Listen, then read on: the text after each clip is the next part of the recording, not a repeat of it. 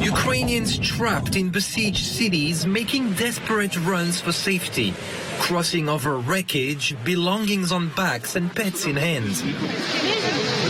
Their goal, getting to the nearest train station before the next Russian strike.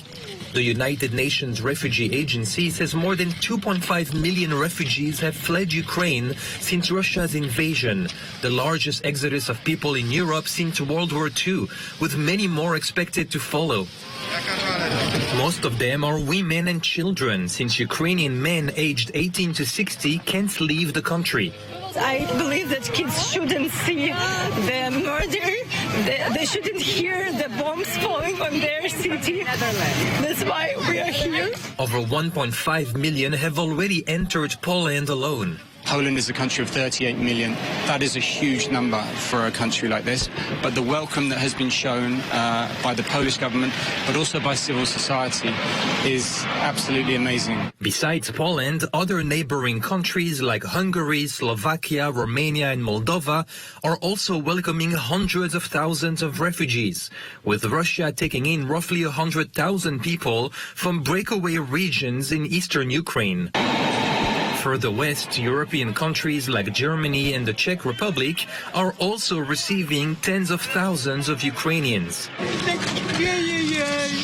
Once in the European Union, Ukrainian refugees are allowed to move freely. Under an EU emergency plan, they can swiftly start working and receiving social benefits. The rapid and coordinated EU response is a far cry from how the 27-nation bloc has been handling recent migration waves from Africa and the Middle East.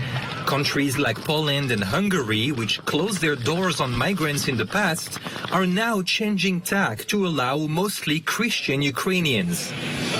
Beyond the European Union, Israel says it's ready to welcome over 100,000 refugees, including Jews who are entitled to citizenship under the country's law of return.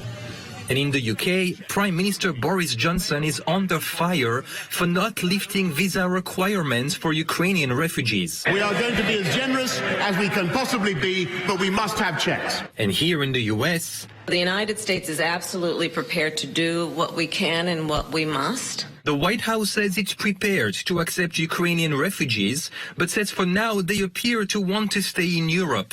The Biden administration has provided over $100 million in food and other assistance to people inside Ukraine, where millions remain trapped. Ben Shamiso, Newsy.